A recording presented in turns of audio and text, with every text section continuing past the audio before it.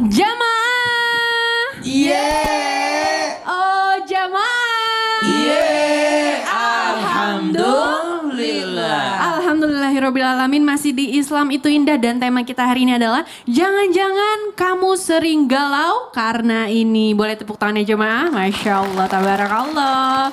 Wah ini nih jemaah yang di rumah. Ibu-ibu yang di sini nih ada yang pernah bermasalah nggak sama tetangga? Pernah? Oh pasti pernah, nggak mungkin enggak.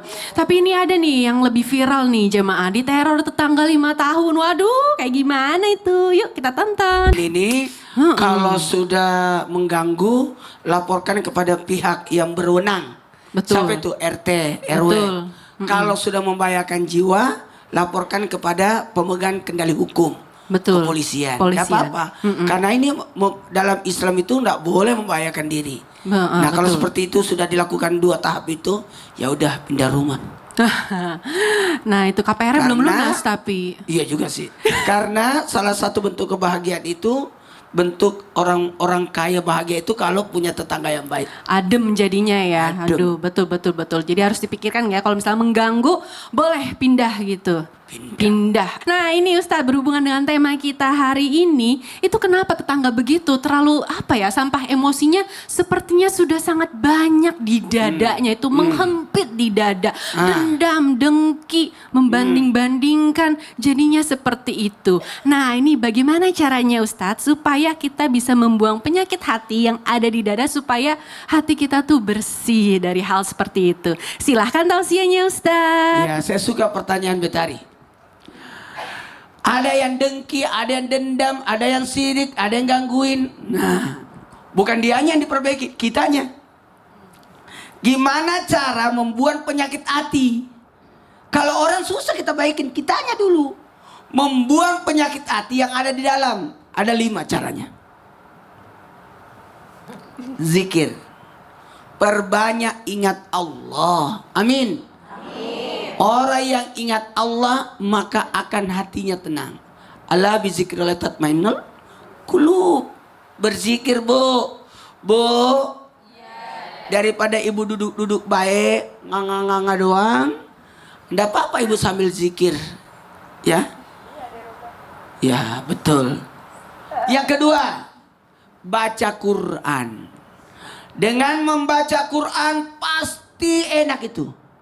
Jamaah, bacalah Quran karena Quran itu hudal linnas, petunjuk bagi manusia. Kalau nggak bisa sendiri, ajak teman-temannya, ajak orang ngaji. Nih, menjadilah para pencinta Quran, majelis pencinta Quran.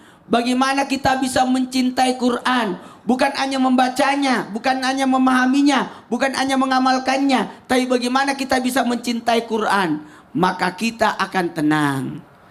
Amin. Amin. Tidak gampang orang baca Quran itu. Apalagi orang bisa hafal Quran, tidak gampang itu. Kenapa? Karena Quran mendatangi yang tempat yang suci. Yang ketiga, apa yang ketiga?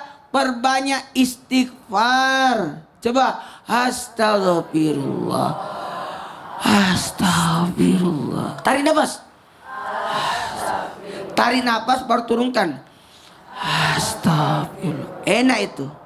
Daripada kita sibuk dengan tetangga yang juli, tetangga yang ini, lebih baik sibukkan diri dengan mengingat Allah, sibukkan diri dengan baca Quran, sibukkan dengan diri dengan banyakin istighfar. Ada lagi. Hati-hati buat orang yang jahat. Kalau orang jahat hati-hati. Hati-hati kalau orang zalim. Jangan sampai orang kita zalimi mengadunya kepada Allah. Kepada Allah. Mengadu sama Pak RT, dah aman, dibikin damai. Mengadu sama polisi, aman. Dibikin apa? Dibikin kapok atau bikin apa?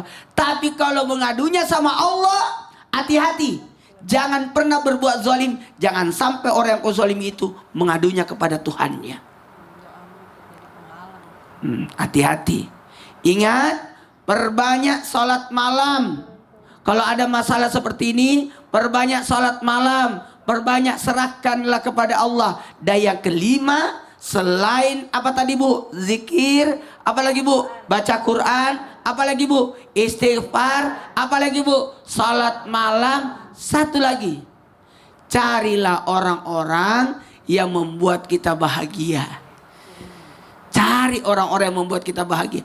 Kalau kita tidak bahagia, coba cari teman-teman yang membuat kita senang, yang membuat kita bahagia, happy.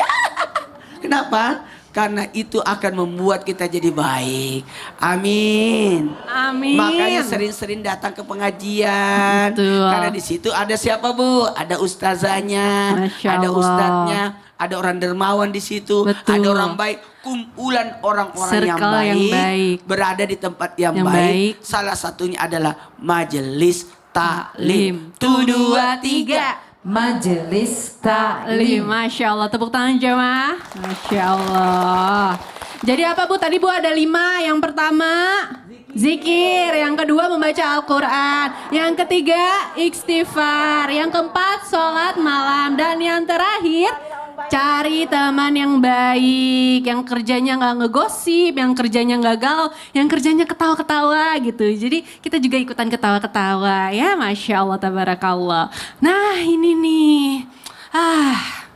Aku paling gak suka sama orang yang perfeksionis.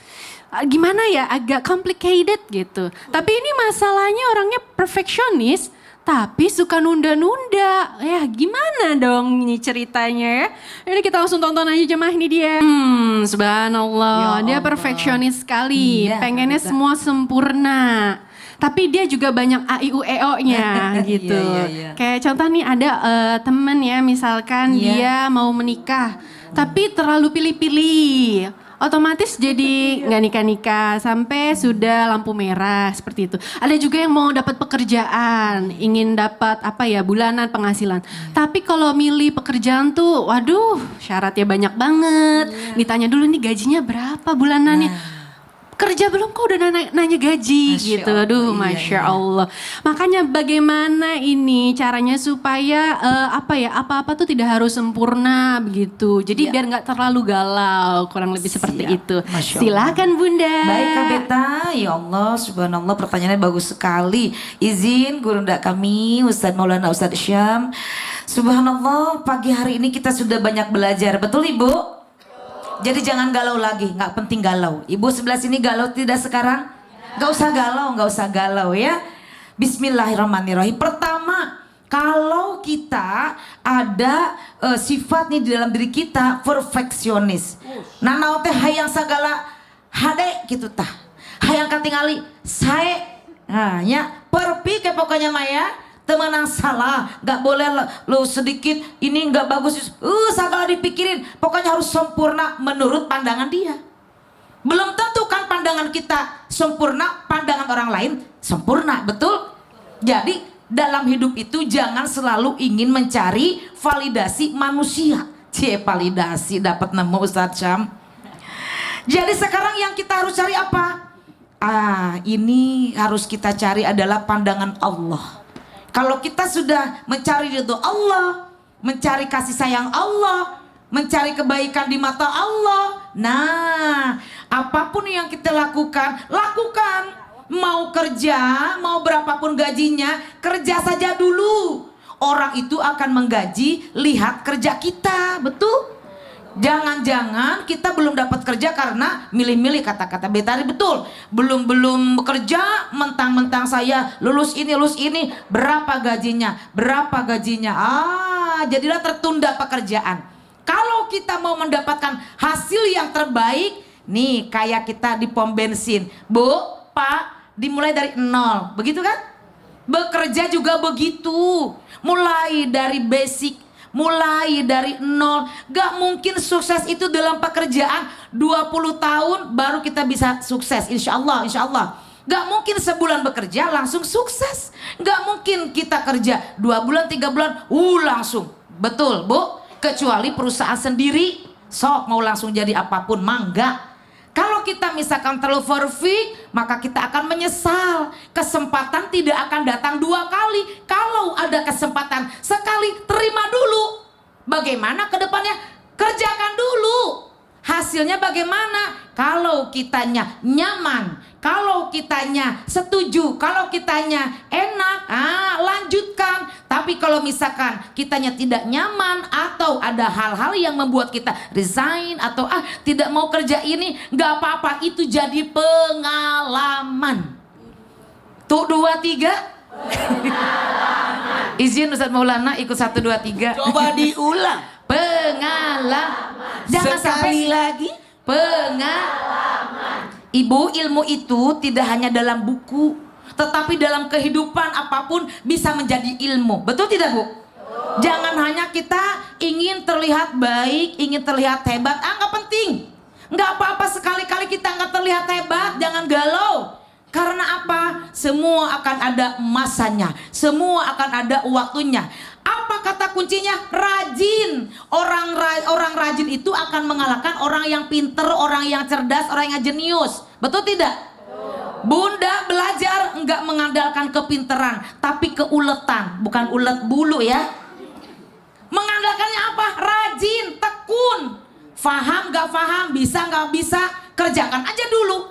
Kalaupun salah, kita masih belajar. Belajar dari kesalahan, itulah ilmu yang akan kita dapatkan sebagai pengalaman. Bunda bicara seperti ini, gurunda kita Ustadz Maulana, Ustadz Syam gak langsung bisa seperti ini bicaranya. Betul tidak? Jam terbang itu akan menentukan. Fahami materi, pahami ilmu yang akan kita sampaikan. Jangan menunda pekerjaan. Kenapa? Kalau kita ingin terlalu nampak sempurna, tidak ada di dunia ini yang paling sempurna hanyalah Allah. Betul? Manusia itu punya kekurangan. Jangan terlalu ingin sempurna. Masya Allah. Jadi kalau kita mau menjadi orang yang tidak galau, tidak menjadi orang terlalu perfeksionis, mulai dari sekarang jangan menunda-nunda, Kak. Betul. Iya. Sebenarnya kuncinya satu, Bunda. Memang sih banyak yang belum tercapai di dunia ini. Benar. Tapi yang dikasih Allah juga kan gak sedikit. Disyukuri. Jadi disyukuri. Iya. Betul. Terima kasih Bunda. Sama-sama, Kak Tepuk Beta. tangan jemaah. Masya Allah. Nah ini mak-mak nih, kaum mak-mak pada mau curhat nggak? Mau. Ayo karena sekarang kita mau masuk ke segmen curhat dong Ustadz. Iya, kami curhat. Ayo yang mau curhat tunjuk tangannya. Yang mana nih? Ayo Bu silakan kita ke tengah. Silahkan Ibu perkenalkan diri. Assalamualaikum warahmatullahi wabarakatuh. Waalaikumsalam warahmatullahi wabarakatuh. Nama saya Yuyun dari Majelis Taklim Nurul Huda, Malasari, Cimaung, Bandung. Masya Allah. Mangga Ibu, mangga. Ya, mangga Ibu mau curhat apa? Bagaimana menghadapi orang yang julid sama kita? Misalkan kita tuh punya rezeki sedikit, dia teh suka kayak nyindir-nyindir gitu ke kita. Kenapa punya segini? Kok nggak misalkan teh dibikin rumah atau apa? Kan sedangkan kan kalau misalkan Allah belum ngasih rezeki ke kita kan bagaimana, kan kita juga nggak bisa apa-apa, cuma hanya bisa berdoa aja kan sama Allah gitu. Mungkin belum ada rezekinya, belum dikasih rezekinya sama Allahnya gitu. Bagaimana menghadapi orang yang kayak gitu. Sedangkan kan saya kan sebagai seorang ibu kadang suka galau ya, baperan lah gitu istilahnya mah. Gitu, bagaimana cara menghadapinya? Siapa ya yang nggak pengen punya rumah sendiri gitu, iya. maksudnya teh semua orang juga pengen lah, apalagi anak-anak kan udah pada gede-gede. Apalagi ibu saya cuma punya ibu kandung satu lagi. Saya kan ingin membahagiakan ibu saya, ingin mengurus ibu saya gitu, tinggal bersama saya gitu maksudnya. Jadi sekarang Ibu dengan ibunya Ibu tinggal di rumah mertua. Enggak, saya sama suami sama anak-anak aja. Terus apa hubungannya sama ibunya Ibu? Ya saya teh kalau misalkan punya rezeki, punya rumah sendiri, saya pengen gitu membawa ibu saya tinggal Jadi bersama maksudnya, saya gitu. oh paham. Berarti Ibu sekarang ini lagi klarifikasi. Saya bukannya nggak mau punya rumah. Siapa yang nggak mau punya Iya, rumah? gitu. Saya juga pengen ngurusin ibu saya sendiri Iya, segala gitu. macam. Dan Tapi hari keadaan tuanya yang misalkan. membuat saya sekarang masih tinggal di tempat mertua. Iya, gitu. Nah tiba-tiba Ibu ada rezekinya sedikit-sedikit. Iya. Menurut Ibu, yang pertama kalau ada yang seperti itu Ibu tetap tampung karena itu masukan yang baik. Iya. Masukan yang baik itu artinya dia memotivasi supaya ibu bisa punya tempat tinggal sendiri. Yang kedua, mungkin ada perasaannya ibu akan merebut rumah orang tuanya. Iya. Oh, terancam. Ada perasaannya, ada perasaannya seperti itu karena memang tidak jarang menantu itu seperti itu, tidak jarang. Ya. Maka ibu boleh saja, tidak masalah. Udahlah jangan gituin saya pengen kok punya rumah sendiri, saya tidak bakal ambil rumah orang tuamu. Saya takut sama Allah, lagian kalau orang tua mewariskan ini saya tidak ada urusan, saya cuma mantu di sini. Ya, Saya nggak ada betul. urusan dengan warisan orang tuamu, saya nggak ada urusan dengan rumah ini. Saya cuma seorang anak perempuan yang diambil oleh saudaramu untuk tinggal di rumah sini karena kami memang belum punya tempat tinggal. Jadi yakinkan dia dari sekarang, wahai ipar, bahwa saya tidak akan merebut rumah orang tuamu. Ya. Iya, nah itu terus Bu, terus suami ibu, bisa ngomong nggak, Bu? suami ibu kumaha ya? Suami ibu gimana? Suami ibu tuh Ya gimana? katanya sabar aja. Betul. Ya mungkin sifatnya kayak gitu, Ya, nggak Bu, ya. apa-apa. Saya setuju dengan suami ibu karena ibu harus menampungnya, itu sudah jadi resiko tinggal di rumah mertua.